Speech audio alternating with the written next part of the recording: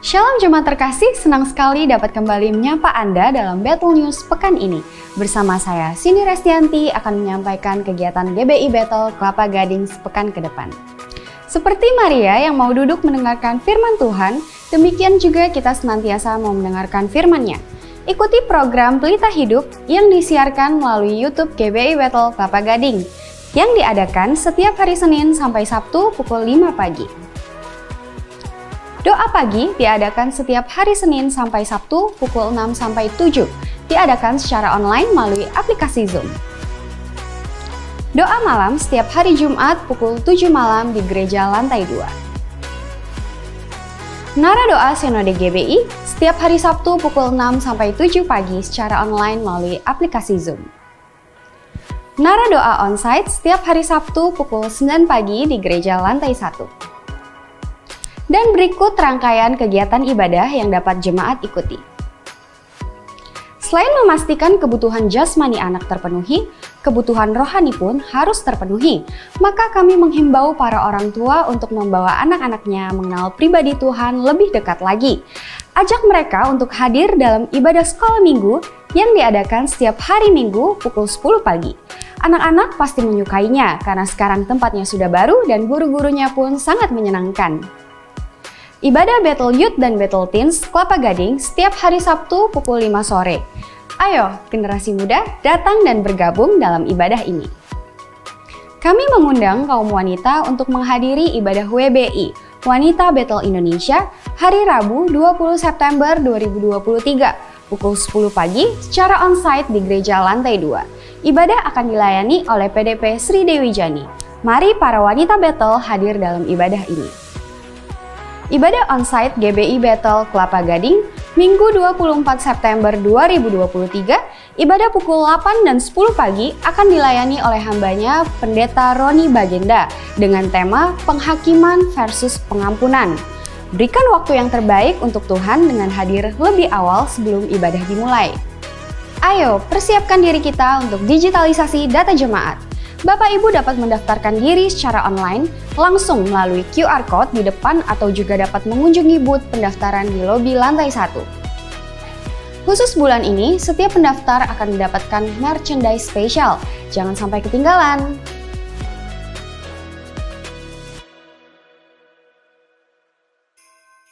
Dalam rangka menyambut hari Natal di bulan Desember yang akan datang, maka kami akan mengadakan kolekte khusus Natal di minggu kedua dan ketiga. Bagi Bapak Ibu yang ingin memberikan secara tunai dapat dimasukkan ke amplop Natal yang telah disediakan. Dan jika Bapak Ibu ingin melalui transfer, silakan ditujukan ke rekening umum kami di BCA atau bisa scan kris yang tertera di depan bangku Bapak Ibu sekalian dengan menyertakan keterangan persembahan Natal atau bisa juga dengan memasukkan kode 1 di belakang nominal yang ingin diberikan. Terima kasih atas partisipasi Bapak Ibu sekalian. Tuhan Yesus memberkati. Jika Anda membutuhkan informasi lengkap kegiatan sepekan, dapat melihat di Instagram GBI Battle Jakarta. Demikian Battle News minggu ini, tetaplah ingat kebaikan Tuhan atas hidup kita. Selamat berakhir pekan dan Tuhan Yesus memberkati. Shalom Bapak Ibu Saudara, Shalom, Shalom, selamat pagi. Puji Tuhan kita hari ini boleh ada di tempat ini untuk sama-sama beribadah. Kita mau merasakan perjumpaan secara pribadi dengan Tuhan kita, amin. Amin. Mari kita mau tundukkan kepala kita sejenak. Terima kasih Tuhan, terima kasih ya Yesus. Hari ini kami umat-Mu datang ke tempat ini. Kami mau bawa hati kami mau bawa hidup kami mau persembahkan hanya kepadamu ya Bapa. Biarlah hari ini Tuhan, Engkau boleh berbicara kepada setiap kami, Engkau boleh menjamah setiap kami, dan kami rindukan biarlah hadirat-Mu satu-satunya yang melawat kami Tuhan. Hadirat-Mu satu-satunya turun di tengah-tengah kami ya Bapa. Terima kasih Yesus. Terima kasih Tuhan. Ya. Mari setiap jemaat Tuhan yang ada di tempat ini, kita mau ambil waktu sejenak untuk mengucap syukur di hadapan Allah. Kita mau nyatakan rasa terima kasih kita kepada Tuhan. Terima kasih Tuhan.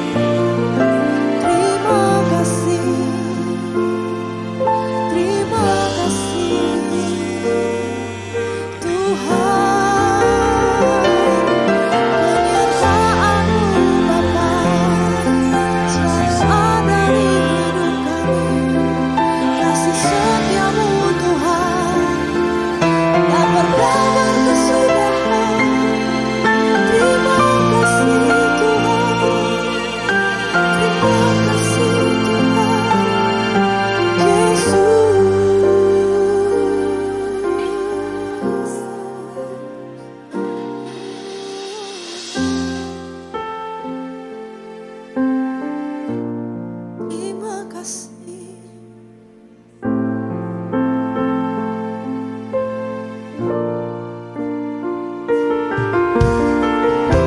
Ini segenap hati kami ya Bapa, hari ini kami mau datang ke hadirat-Mu.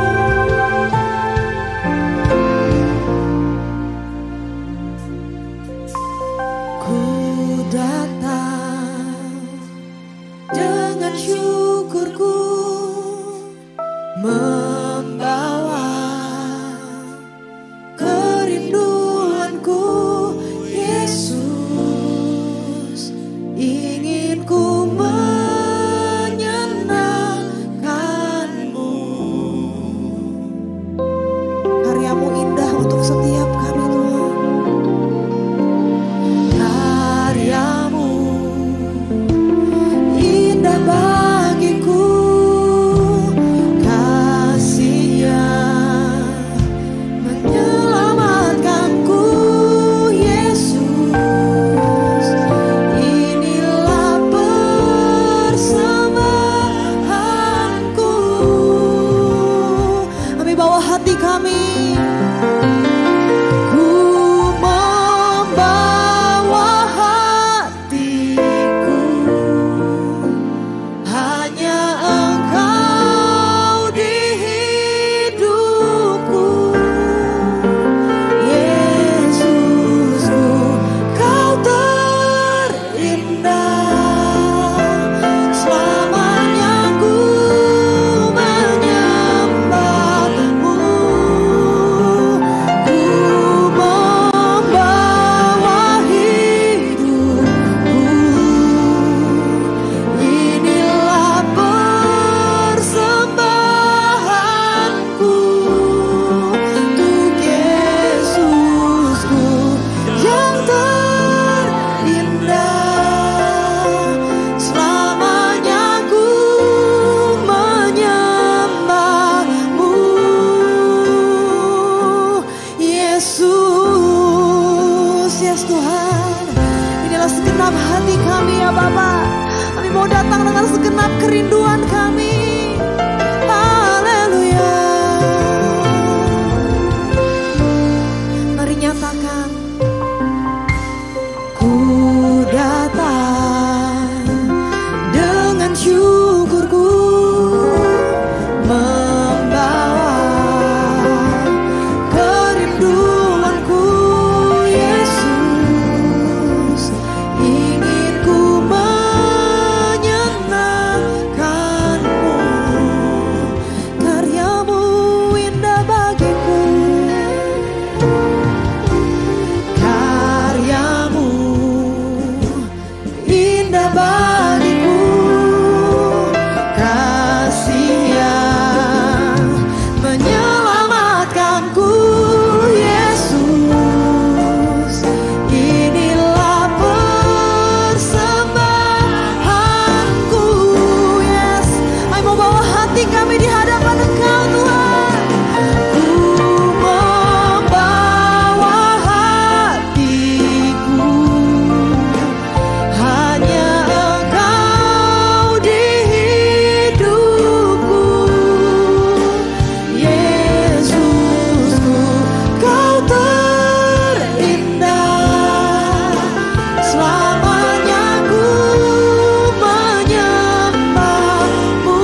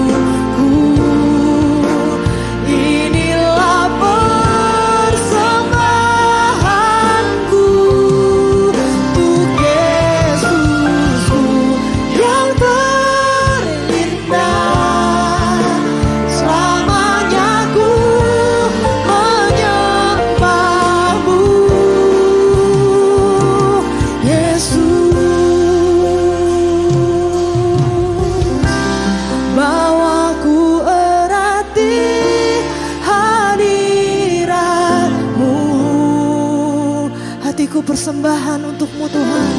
Hatiku persembahkan untukmu, jiwaku tenang, jiwaku tenang di hadiratmu. Hati kami aman, hatiku aman dalam kasih-Mu. Bawaku erat di hadirat-Mu. Hatiku persembahan bagi-Mu, jiwaku tenang, jiwaku tenang di hadirat-Mu. Hati kami aman Tuhan, hatiku aman dalam kasih-Mu.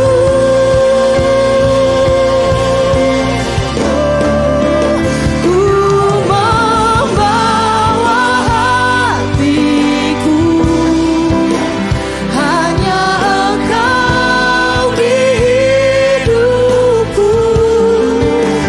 Yesusku, Kau terindah, selamanya ku menyembah-Mu.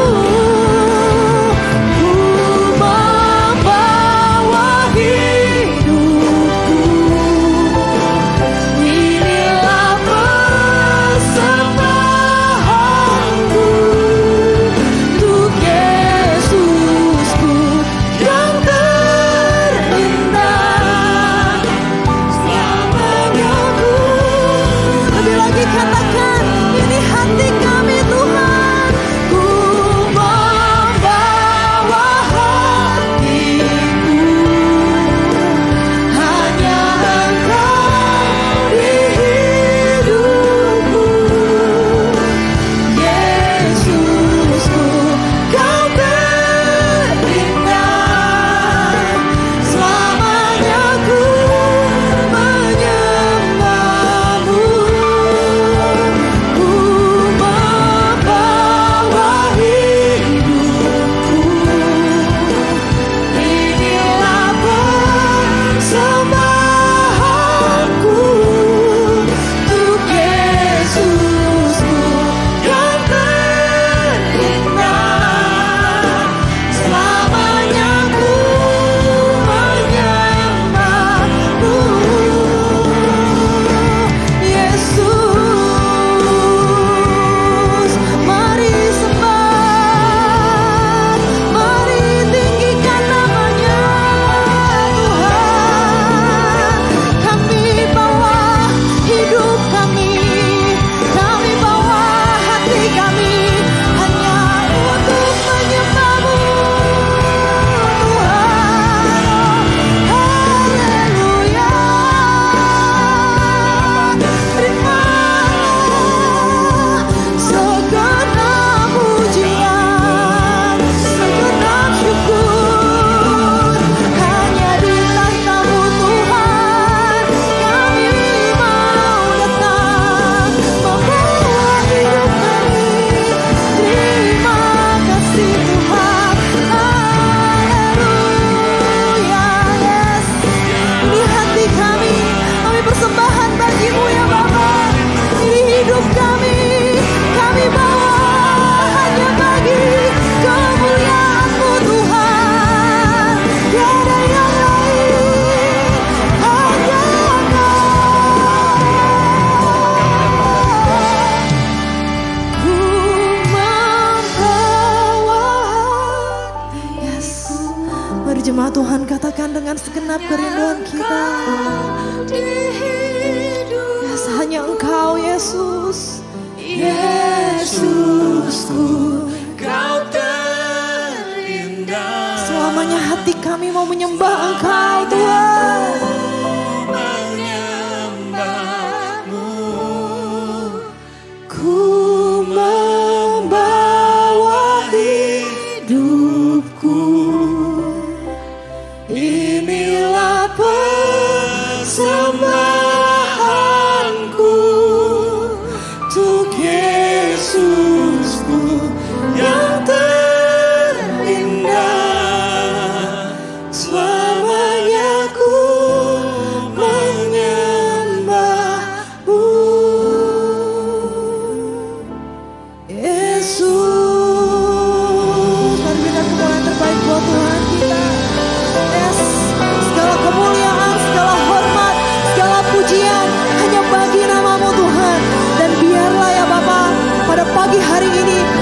Namamu yang disenangkan dan Engkau hadir di tengah-tengah pujian umat-Mu ya Bapa. Hanya di dalam nama Tuhan Yesus Kristus kami siap beribadah kepada Engkau. Haleluya. Amin. Shalom Bapak Ibu Saudara. Shalom. Saya percaya kita semua merasakan sukacita hari ini. Amin. Kita mau datang membawa syukur kita di hadapan Allah. Amin. Mari bertepuk tangan di hadapan Tuhan. Karena kami tahu sumber sukacita kami hanya ada di dalam Tuhan.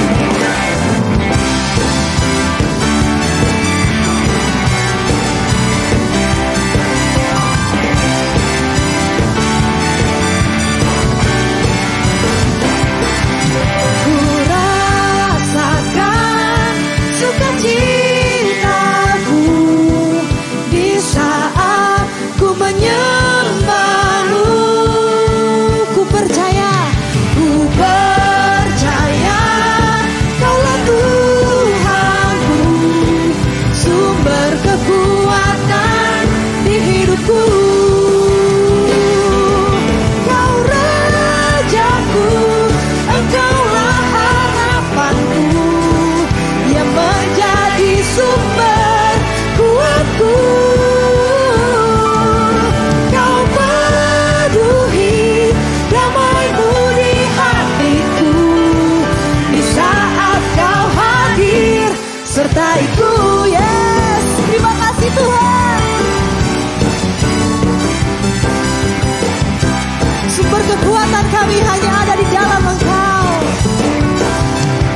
Ku rasakan sukacitaku di saat ku menyembah-Mu. Ku percaya Kaulah Tuhanku, sumber kekuatan di hidupku. Kau Rajaku, Kau Rajaku,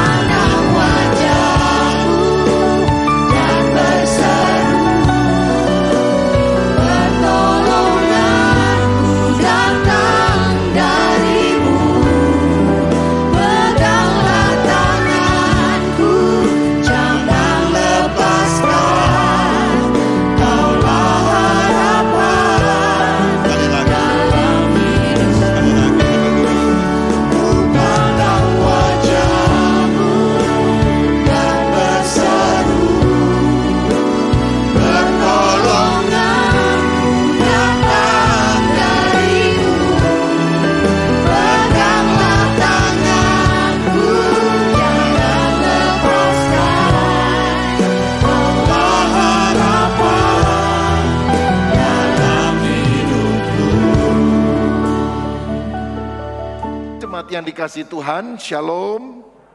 Pagi ini saya akan menyampaikan firman dengan judul Berjiwa Besar.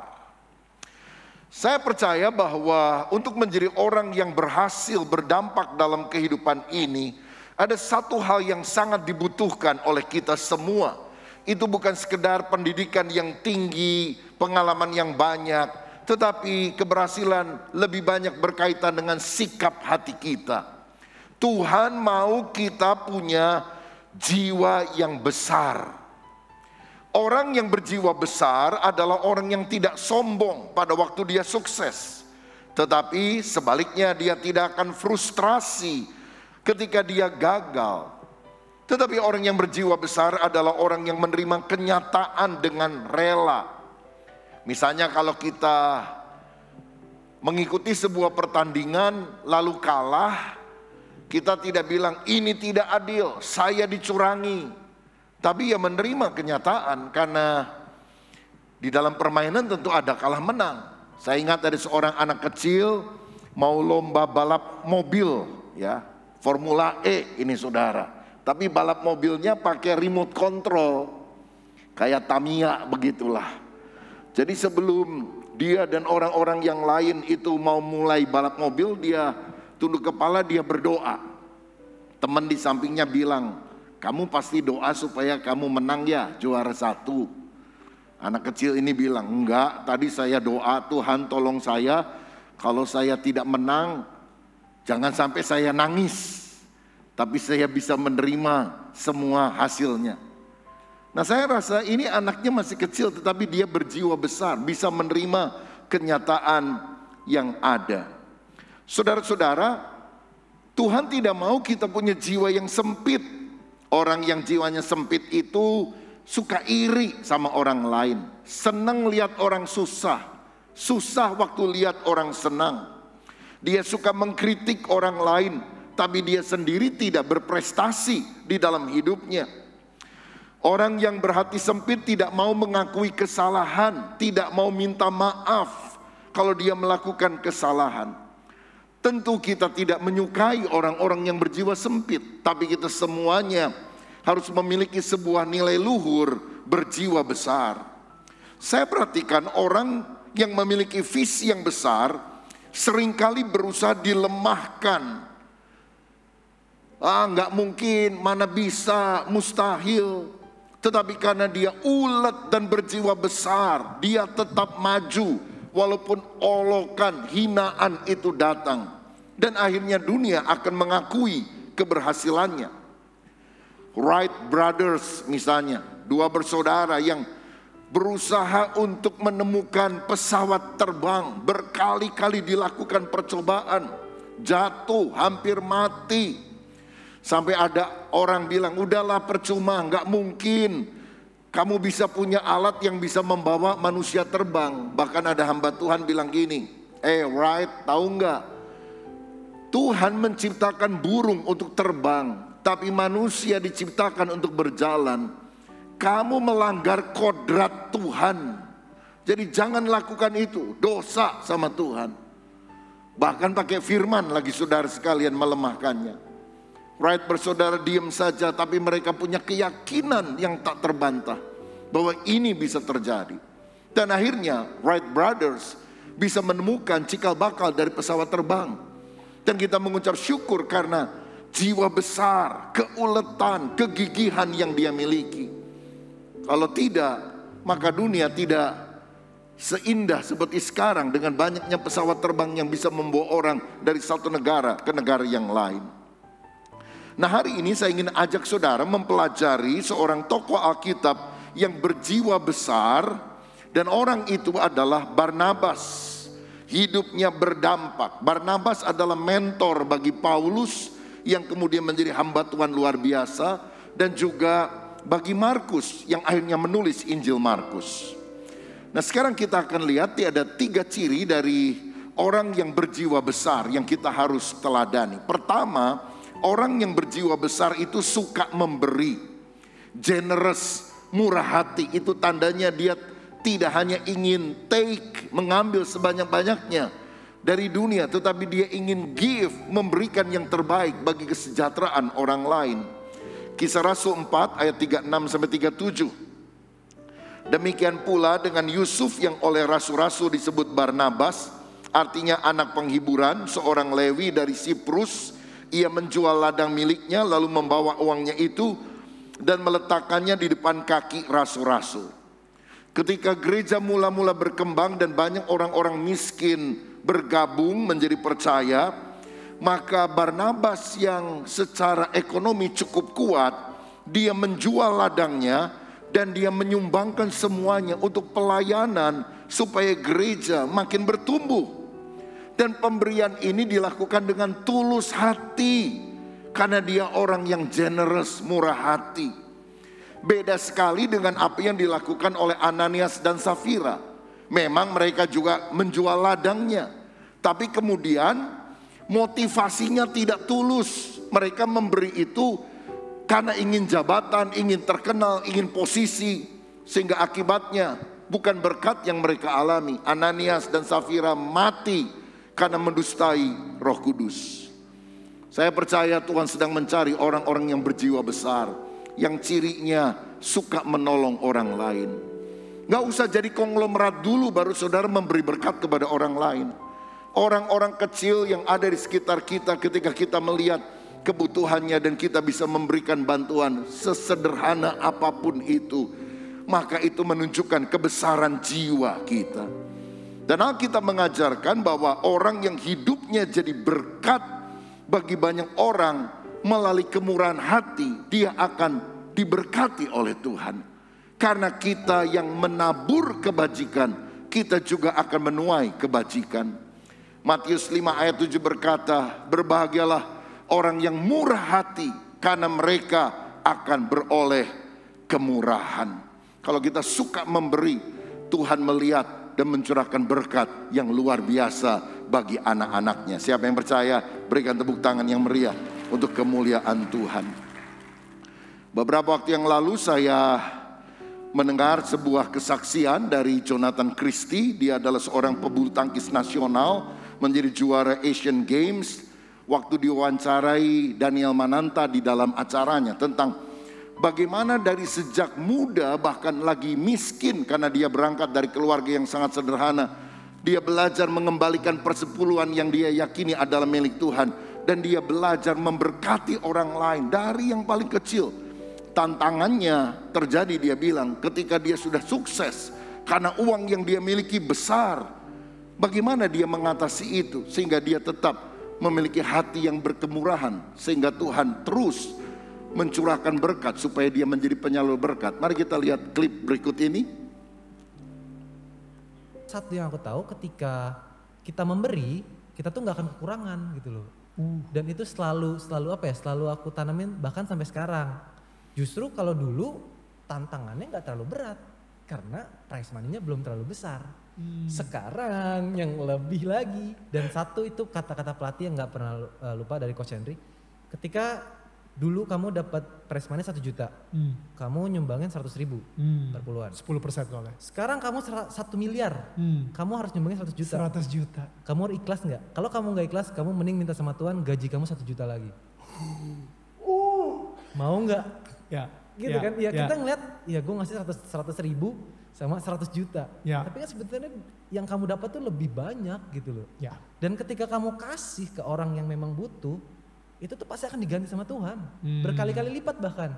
Yang kita nggak sadar duitnya tuh tiba-tiba ada aja gitu loh. Bener. Pernah, maksudnya kayak tiba-tiba akhirnya lu dapet setelah lu donasiin misalnya ke si anak yang lu hubungin di dokter di Solo itu, abis itu ternyata emang Tuhan membalas dengan berkali-kali lipat. Banyak, sering, dan itu selalu. Itu bukannya apa ya, istilahnya itu mungkin terjamin lah itu loh. Ketika memberi, dikasihnya itu banyak banget. Contohnya mungkin waktu Asian Games. Oke. Asian Games, jadi waktu itu kita dikasih bonus 1,8 miliar atlet yang peraih emas. Berarti lu harus ngasih 180 juta. No, waktu itu aku udah niatan 50% dari itu. Duit 900 juta. 900 juta. Dan itu aku nggak mikir, oh gue harus potong pajak dulu. Apa segala macam itu tuh gak ada pikiran sama sekali. Gak lu pikirin, oke. Yang penting gue bisa, apa istilahnya kan bernazar ketika itu ke Tuhan, kalau memang ini kesempatan aku untuk juara Asian Games, aku pengen kasih donasi ini 50% dari bonus ini. Ya, saudara sekalian, untuk menjadi seorang pelaku firman juga dalam soal kemurahan hati, nggak harus jadi pendeta dulu. Jonathan Christie seorang artis pebulu tangkis, dan dia mengembalikan persepuluhan yang ada. Bahkan ketika dia menjadi juara Asian Games, sebelumnya dia sudah bernasar 50% dari hadiah pertama aku berikan untuk menopang banyak orang. Dan ketika dia mendapatkan hal itu, orang mungkin pikir bodoh banget. Kamu yang capek, kamu yang latihan, orang lain yang menerima manfaatnya. Tapi saudara, dia kemudian berkata bahwa saya memberikan 50% itu. Dan ternyata dalam beberapa bulan kemudian, Tuhan memberkati dia bukan dengan hadiah dari juara Asian Games, tapi dari iklan-iklan yang dia bintangi. Karena banyak orang minta dia menjadi bintang iklan. Dan penghasilannya itu 10 kali lipat daripada hadiah yang dia terima. Saya percaya Tuhan tidak pernah ingkar janji. Ketika kita belajar menabur kepada Tuhan, pekerjaannya, orang-orang miskin, selalu ada berkat yang tersedia karena Tuhan ingin menyalurkan melalui kita, anak-anaknya. Siapa yang percaya, berikan tepuk tangan untuk Tuhan. Karena itu saudaraku, jadilah orang yang berjiwa besar, karena gak akan rugi. Ya, jangan mikir picik, ngapain saya capek-capek, saya kasih buat orang lain, kenal aja enggak. Tapi mari kita belajar punya jiwa besar. Yang kedua, orang yang berjiwa besar itu senang melihat orang lain maju. Dalam Kisah 9 ayat 26-28 dikatakan, setibanya di Yerusalem, Saulus mencoba menggabungkan diri kepada murid-murid, tetapi semuanya takut kepadanya karena mereka tidak dapat percaya bahwa ia juga seorang murid. Tetapi Barnabas menerima dia dan membawanya kepada rasul-rasul dan menceritakan kepada mereka bagaimana Saulus melihat Tuhan di tengah jalan dan bahwa Tuhan berbicara dengan dia, dan bagaimana keberaniannya mengajar di Damsyik dalam nama Yesus. Dan Saulus tetap bersama-sama dengan mereka di Yerusalem dan dengan keberanian mengajar dalam nama Tuhan. Saulus ini kan penganiaya jemaat. Setelah dia bertobat, dia mau bergabung dengan orang percaya. Ditolak, gak ada yang percaya. Jangan-jangan ini strategi nyusup begitu saudara. Tapi Barnabas yang melihat ketulusan daripada Saulus, mengajak dia memperkenalkan kepada para rasul, memperkenalkan kepada orang percaya yang lain. Dan dia memberikan jaminan, saya yakin pertobatannya asli, genuine. Ayo kita terima dia sebagai saudara seiman. Kalau tidak ada orang seperti Barnabas, gak mungkin Paulus bisa bergabung di dalam umat Tuhan, apalagi melayani. Bahkan kalau saya lihat di dalam Kisah Rasul 11 ayat 25-26, lebih jauh dikatakan, lalu pergilah Barnabas ke Tarsus untuk mencari Saulus. Dan setelah bertemu dengan dia, ia membawanya ke Antioquia. Mereka tinggal bersama-sama dengan jemaat itu 1 tahun lamanya, sambil mengajar banyak orang. Di Antioquia lah murid-murid itu untuk pertama kalinya disebut Kristen. Nah, setelah Paulus bertobat, dia kembali ke Tarsus, kota asalnya. Dan selama kira-kira 13 tahun tidak ada catatan Alkitab tentang apa yang dilakukan oleh Tarsus, oleh Paulus di Tarsus. Mungkin Paulus tidak banyak terlibat dalam pelayanan. Dia menjalankan kehidupannya dengan pekerjaannya sebagai pembuat tenda. Tiba-tiba Barnabas yang dulu pernah memperkenalkan kepada jemaat Yerusalem, kira-kira 13 tahun kemudian sengaja datang ke kota Tarsus dan mengajak Paulus ini terlibat di dalam pelayanan. Karena dia bilang, di Antioquia banyak sekali orang yang harus aku layani. Aku kewalahan, aku ingat sama kamu. Ayo bro, pelayanan bareng-bareng sama saya. Dan Paulus mengiyakan. Selebihnya Paulus dipakai Tuhan bahkan lebih hebat daripada Barnabas. Saya mau bilang, mesti ada orang seperti Barnabas ini. Ngajak orang ke gereja, ngajak orang pelayanan. Dan kalau orang yang kita ajak mungkin sekali dua kali belum mau, kita terus bertekun sampai akhirnya dia terlibat dalam pelayanan. Dan mungkin orang itu lebih dipakai Tuhan daripada kita. Tapi tidak masalah, karena yang penting kerajaan Allah yang diuntungkan. Itulah orang yang berhati besar, senang melihat orang lain maju. Ada banyak pemimpin yang tidak bisa bertumbuh lebih lagi karena dia tidak suka melihat orang lain maju. Tetapi saya yakin hati Barnabas mesti ada dalam hidup kita, berjiwa besar. Seperti seorang bapak senang melihat anaknya lebih maju. Enak, bapak tukang becak, kamu paling maksimal jadi tukang becak. Gak boleh jadi supir taksi. Wah, ini bapak gak bener ini saudara. Justru bapak bilang, aku cuma tukang beca, tapi aku sekolahkan kamu supaya kamu jadi insinyur, jadi dokter, jadi orang hebat. Bukankah itu orang yang berjiwa besar?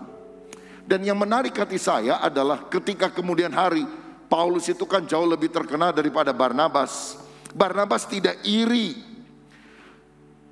Padahal Paulus itu kan dulu anak buahnya yang dia bimbing. Paulus itu diajak-ajak oleh Barnabas loh saudara. Kalau dia tidak diajak gak bisa pelayanan. Tapi kemudian Paulus lebih terkenal dan Barnabas senang akan hal itu.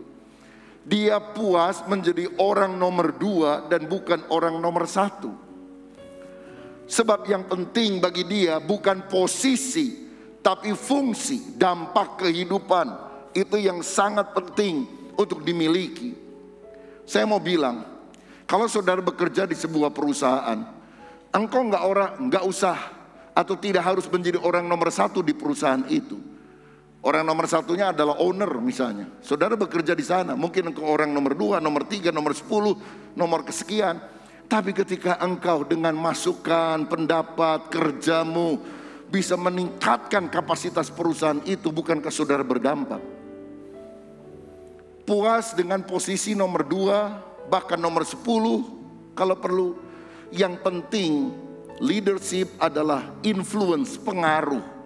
Bukan posisi tapi fungsi. Pengaruh apa di dalam mungkin perusahaan yang besar, dalam pelayanan yang besar yang kita lakukan sehingga tujuan besarnya keuntungan dalam perusahaan, atau kalau dalam pelayanan, kemajuan di dalam pelayanan, kemuliaan nama Tuhan itu ditinggikan. Aku nggak penting nomor 1, nomor 2 atau nomor sekian. Yang penting dampak kehidupan yang aku lakukan. Saudara, kita seringkali doa begini, Tuhan bangkitkanlah Daniel, Yusuf di Indonesia ini. Dan kita suka mikir bahwa wah mudah-mudahan ada presiden yang Kristen ya. Kalau menurut saya pola pikirnya nggak harus begitu. Karena Yusuf itu orang nomor 2 di Mesir. Yang nomor 1-nya siapa? Firaun kan. Daniel itu orang nomor 2 di Babel atau di Media Persia. Orang nomor 1-nya siapa? Raja kan, Raja Darius. Tapi pengaruh Yusuf, pengaruh daripada Daniel untuk hal yang baik itu luar biasa. Dan bukankah kepemimpinan adalah pengaruh yang positif? Indonesia presidennya nggak harus Kristen. Kita punya presiden bagus, Pak Joko Widodo. Tapi ada anak Tuhan yang mendampingi beliau. Misalnya Pak Luhut. Itu orang kepercayaannya lah. Apa-apa diserahkan kepada dia. Kita tahu semuanya. Dia nggak akan jadi presiden, saudara. Tapi dia punya pengaruh yang positif. Bukankah ini adalah jawaban doa? Bahwa di Indonesia muncul orang-orang seperti Yusuf, orang-orang seperti Daniel. Saya percaya kita dipakai untuk menjadi garam dan terang dunia. Dipakai untuk berdampak bagi orang-orang di sekitar kita. Siapa yang setuju hal itu, berikan kemuliaan untuk Tuhan. Jadi kalau saudara berada dalam sebuah perusahaan misalnya, dorong orang-orang di atas saudara untuk maju terus. Dan saudara menjadi orang nomor 2, nomor 3, nomor 5, nomor 10, nggak apa-apa. Tapi kehadiran kita sungguh menjadi berkat. Itulah orang yang benar-benar berjiwa besar. Yang terakhir, yang ketiga, Barnabas adalah orang yang punya ciri sabar dan memberi kesempatan orang untuk berubah. Dan itulah ciri dari orang yang berjiwa besar. Kisah Rasul 15 ayat 7-39. Barnabas ingin membawa juga Yohanes yang disebut Markus, tetapi Paulus dengan tegas berkata bahwa tidak baik membawa seorang yang telah meninggalkan mereka di Pamfilia dan tidak mau turut bekerja sama dengan mereka. Hal itu menimbulkan perselisihan yang tajam sehingga mereka berpisah. Dan Barnabas membawa Markus juga sertanya berlayar ke Siprus. Satu kali Barnabas yang mengajak Paulus mengajak juga ponakan Barnabas namanya Markus yang masih muda, pelayanan. Tapi ternyata pelayanan rupanya banyak tantangan, gak tahan. Markus ini anak mami pulang ke Yerusalem, meninggalkan mereka di Pamfilia. Setelah menyelesaikan pelayanan, sekian waktu kemudian Paulus dan Barnabas mau pelayanan bareng-bareng lagi. Barnabas mau ajak lagi keponakannya, Markus yang pernah gagal ini. Marahlah Paulus, ngapain orang model gitu ninggalin kita di pelayanan, dipakai lagi, udah saya nggak mau. Tapi Barnabas ngotot sampai akhirnya terjadi perselisihan, perdebatan pandangan. Dan Paulus akhirnya pergi bersama dengan Silas atau Silwanus, sedangkan Barnabas tetap membawa Markus dalam pelayanan. Saudara-saudara, satu orang seperti Paulus itu target oriented, sedangkan orang seperti Barnabas itu people oriented. Jadi orang bisa salah, tapi kita harus memberikan kesempatan untuk dia maju terus. Dan akhirnya sikap Barnabas ini luar biasa. Markus jadi juga pelayan Tuhan. Bahkan Markus inilah yang menulis Injil Markus. Kalau Markus ini meninggalkan pelayanan lalu nggak ada yang merangkul, bisa murtad tuh saudara sekalian. Apalagi dia bentroknya sama Paulus, rasul besar. Tapi akhirnya Markus pelayanan lagi, bahkan dia menulis Injil Markus. Oh, punya dampak besar bahkan bagi kita. Nah, yang luar biasa, bahkan di kemudian hari Rasul Paulus merindukan pelayanan Markus yang sudah berubah itu. Pada masa tua menjelang akhir hidup Paulus, dia berkata begini dalam 2 Timotius 4 ayat 11. Hanya Lukas yang tinggal dengan aku. Jemputlah siapa? Markus, dan bawalah ia kemari karena pelayanannya penting bagiku. Orang yang gagal, seorang pecundang, ketika diberi kesempatan menjadi seorang pelayan yang excellent. Sehingga Paulus mengakui, benar juga ya, saya waktu itu emosi dan saya tidak mau ngajak dia. Ternyata jadi hamba Tuhan yang luar biasa. Oh, mungkin dulu aku kurang matang, kurang dewasa rohani. Udah, Markus, ayo pelayanan sama-sama aku. Ada rekonsiliasi yang luar biasa. Saudara-saudara, inilah ciri orang yang berjiwa besar, sabar dan memberi kesempatan untuk orang yang salah berubah. Apakah pasangan saudara pernah mengecewakan engkau? Apakah anakmu pernah melukai hati saudara? Dan rasanya kita sulit memaafkan. Orang yang berjiwa besar memberi second chance, kesempatan kedua. Seperti Petrus yang pernah menyangkal Yesus Kristus dikembalikan di dalam pelayanan. Gembalakanlah domba-dombaku. Dan Petrus menjadi seorang pengkhotbah yang luar biasa karena ada kesempatan kedua yang Tuhan berikan kepada dia. Saya tidak bilang kalau saudara punya pacar lalu udah putus, beri dia kesempatan kedua untuk balik.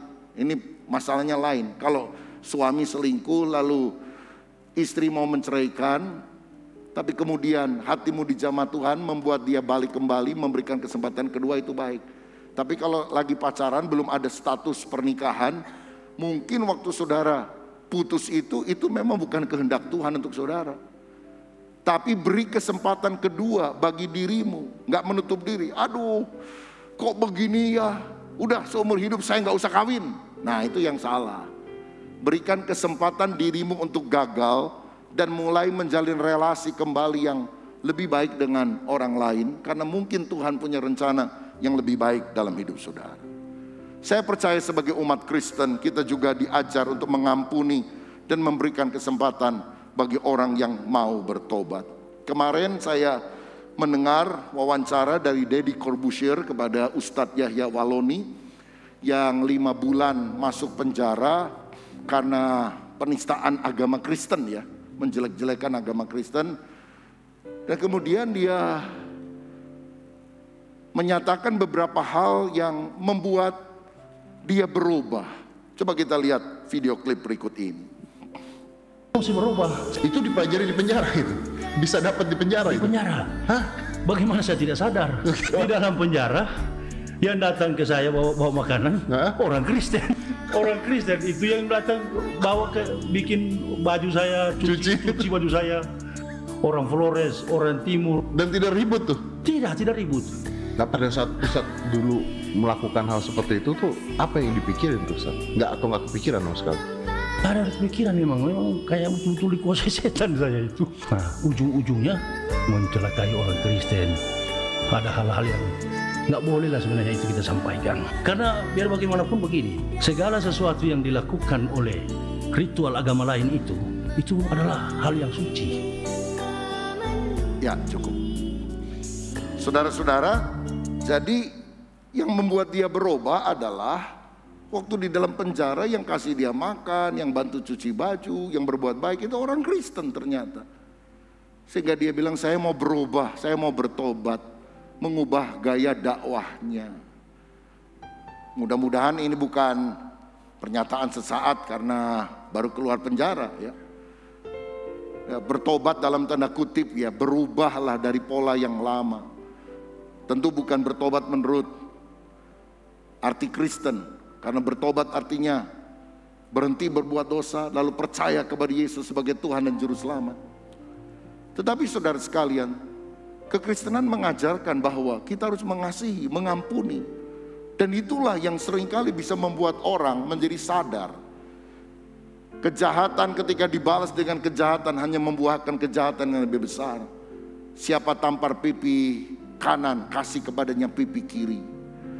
Jangan kalah kepada kejahatan, tapi kalahkan kejahatan dengan kebaikan. Bukankah itu berarti kita memberikan kesempatan kedua untuk orang mau berubah? Apakah Ustadz Yahya Waloni akan berubah? Saya nggak tahu saudara, saya nggak jamin juga. Tetapi yang penting saya tekankan adalah sikap orang Kristen. Harus tetap berbuat baik, karena itulah ciri kebesaran jiwa. Amin saudara. Kita juga perlu mendoakan. Karena di waktu yang hampir bersamaan dengan ditangkapnya Yahya Waloni ini ada Muhammad Kaceh yang juga ditangkap. Yang satu penistaan Kristen, yang satu penistaan Islam. Tapi lihat perlakuannya. Ketika Muhammad Kaceh ada dalam penjara, digebugin hampir mati. Disuruh makan tai, saudara. Saya mau bilang, ini gak ada peri kemanusiaan. Ini kita jangan ngomong agama. Agama Kristen kah, Islam kah, Buddha atau apa. Tidak sepantasnya orang diperlakukan seperti itu. Apalagi itu belum persidangan saudara. Kita berdoa supaya keadilan benar-benar ada di Indonesia. Kalau 5 bulan Yahya Waloni sudah keluar, kita mau lihat bagaimana para penegak hukum apakah bisa menegakkan keadilan. Bukan sekedar karena tekanan massa. Kita perlu berdoa untuk hal itu. Supaya Indonesia benar-benar menjadi negara yang berjiwa besar, yang bisa melihat keragaman, perbedaan, tidak saling menistakan, menjelekkan satu dengan yang lain, tapi Bhinneka Tunggal Ika. Walaupun berbeda sukunya, agamanya, tapi kita tetap satu, membangun Indonesia yang jaya. Karena itulah ciri jiwa bangsa yang besar, dan saya percaya kita semua ingin menjadi pribadi, bahkan bangsa yang berjiwa besar. Siapa yang merindukan hal itu terjadi di tengah tanah air kita? Berikan kemuliaan untuk Tuhan kita. Segala pujian, hormat, kemuliaan hanya bagi-Mu ya Tuhan. Terima kasih Tuhan atas kebenaran firman-Mu yang sudah dibagikan kepada setiap kami. Di mana kami Tuhan boleh diajar untuk menjaga pikiran kami, kesehatan pikiran kami, memfilter apapun yang ada dalam pengajaran-pengajaran hari-hari ini.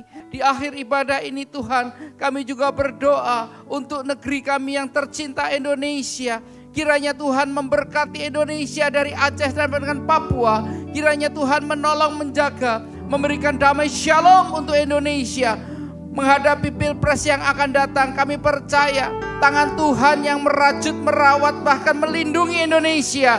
Dijauhkan daripada keinginan orang-orang jahat untuk menghancurkan Indonesia, untuk memecah belah Indonesia. Dan Tuhan, kami percaya Engkau sudah memilih pemimpin yang cocok buat kami, sehingga Indonesia akan maju, Indonesia akan menjadi berkat, Indonesia akan menjadi negara yang maju. Terima kasih Tuhan, memberkati pemerintah kami, Bapak Presiden Jokowi beserta wakil dan seluruh jajaran menteri, TNI Polri bersatu padu untuk menjaga kedaulatan Republik Indonesia. Dijauhkan Tuhan dari agitasi-agitasi yang menghancurkan Indonesia. Kami percaya tangan Tuhan turut serta memberikan damai shalom untuk Indonesia, sehingga ada keamanan, ada kemurahan sandang pangan, ada pertumbuhan ekonomi yang luar biasa. Terima kasih Tuhan, memberkati Tuhan pemerintah kami saat ini. Sampai dengan akhir dari pemerintahan ini, Tuhan jaga. Dan kami percaya Tuhan, ketika kami bersatu padu, ada anak Tuhan yang berdoa untuk negeri kami. Kami percaya Indonesia diberkati oleh Tuhan. Terima kasih Tuhan, memberkati Gembala Senior kami Pak Julius Ishak dan Pak Rubin Adi. Tuhan, urapi ketiga hamba-Mu ini menjadi alat di tangan-Mu untuk memimpin setiap kami menjadi domba-domba yang mengerti kebenaran firman dan melakukan kebenaran firman, dan menjadi terang di tengah-tengah masyarakat. Terima kasih Tuhan. Kalau ada jemaat-Mu yang masih sakit, pagi ini kami berdoa dalam nama Yesus. Ada kesembuhan ilahi yang terjadi secara supranatural. Kami tidak tahu caranya, tapi kami percaya bahwa tangan Tuhan sanggup menjangkau, menjamah, menyembuhkan, bahkan memulihkan seperti sedia kala. Terima kasih Tuhan. Kalau ada jemaat-Mu yang mengalami kesulitan ekonomi, hamba berdoa dalam nama Yesus. Jehovah Jireh, Allah yang menyediakan yang dibutuhkan, bahkan lebih dari yang dibutuhkan, berlimpah. Karena kami percaya Allah kami Allah yang kaya dan dahsyat. Terima kasih Tuhan, terima kasih. Kalau sebentar kami mau meninggalkan tempat ini, kiranya berkat Tuhan menyertai setiap kami. Angkat tangan saudara, siapkan hati saudara. Terimalah berkat daripada Tuhan. Tuhan memberkati hidupmu. Tuhan memberkati pertumbuhan imanmu. Tuhan memberkati pernikahan kudusmu. Karena kecintaan Allah Bapa dan persekutuan Roh Kudus menyertai hidup saudara mulai pagi hari ini sampai dengan Maranatha. Mari yang percaya dan diberkati Tuhan, bersama-sama kita katakan amin. Ku pandang wajah-Mu dan berseru, pertolongan-Mu datang dari-Mu. Peganglah tanganku, jangan lepaskan. Kaulah harapan dalam hidupku. Kaulah harapan dalam hidupku. Kaulah harapan